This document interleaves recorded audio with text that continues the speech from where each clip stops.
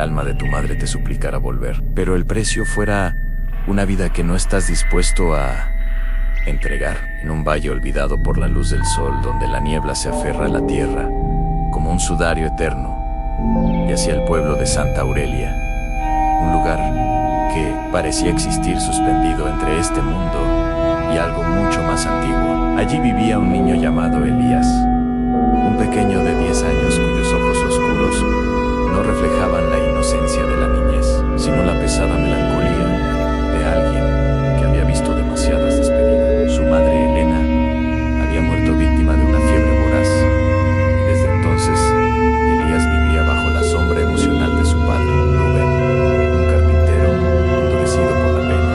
Rubén se escondía del dolor en el trabajo, lijando tablas hasta que sus manos sangraban, porque cada vez que miraba a su hijo, veía el rostro de la mujer perdida. Elías buscaba algo distinto. No buscaba calor, buscaba la risa que apenas recordaba, buscaba un amor que se le escapaba entre los dedos, como el humo de una vela apagada. En esa soledad asfixiante, el bosque cercano se convirtió en su único refugio, a pesar de que los aldeanos advertían que aquel bosque escondía condenas para quienes lo cruzaban. Una tarde de otoño, mientras perseguía la sombra roja de un zorro, Elías cruzó, sin darse cuenta, la frontera prohibida. Todo cambió a su alrededor. La luz se volvió enferma, el aire se espesó y el silencio lo rodeó como un ataúd invisible. Y entonces, lo veía, el río, un cauce de agua que no era agua, sino un líquido denso, azul oscuro, que brillaba con una fosforescencia viva y maligna. El niño se acercó, hipnotizado, y al asomarse no vio su reflejo, sino un abismo sin fondo. Del abismo surgió un susurro dulce y terrible, que pronunció su nombre con una voz que conocía demasiado bien en Elías. Mi pequeño Elías. El niño cayó de rodillas, temblando mientras su alma se partía en dos. Mamá, mamá, respóndeme. La superficie del río se onduló y el rostro de Helena emergió pálido, hermoso y ajeno al mundo de los vivos. Hijo mío, estoy fría, estoy sola, tráeme de vuelta desesperado. Elías gritó que haría lo que fuera. Fue entonces cuando la voz cambió, transformándose en una multitud de almas ahogadas que dictaron el precio.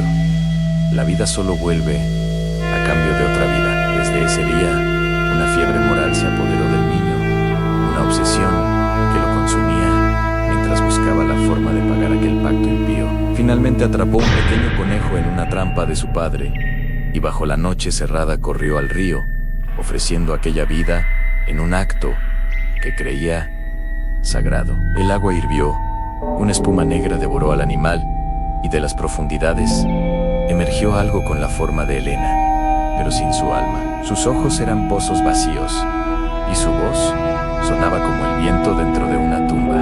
Elías, enceguecido por el amor, la llevó a la cabaña y la ocultó, pero su presencia contaminó el hogar. Las velas se apagaban sin motivo, el olor a fango impregnaba cada rincón y Rubén sentía que algo lo vigilaba. Una noche encontró a la criatura rígida frente a la ventana, con Elías a sus pies, adorándola. El carpintero cayó de rodillas al reconocer aquello que no debía existir.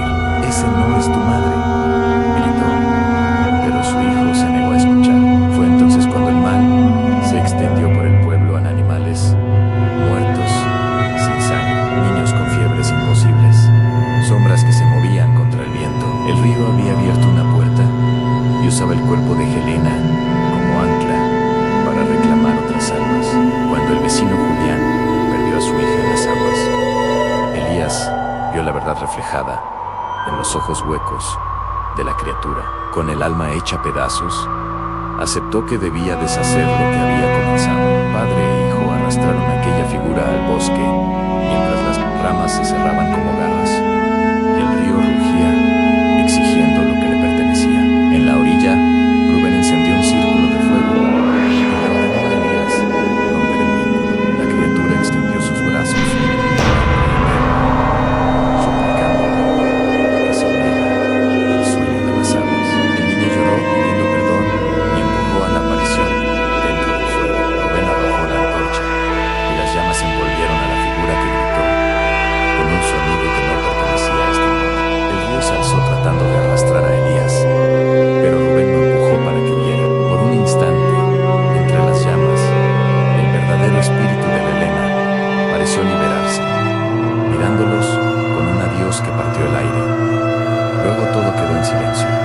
paso de las semanas, Elías dejó de ser niño para siempre. Sus ojos perdieron la luz y Rubén envejeció una década en unos cuantos días.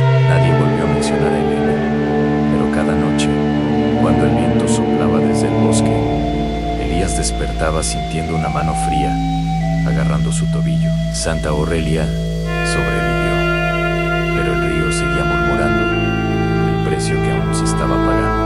Y así, en ese valle, devorado por la niebla, quedó grabada la lección más dura. El amor puede abrir puertas prohibidas, pero solo el sacrificio del alma puede intentar cerrarlas. Si deseas más historias llenas de misterio, oscuridad y secretos que estremecen, te invito a suscribirte a Historias, Secretos y Curiosidades, activar la campanita y acompañarme en el próximo relato que te espera al otro lado de la noche.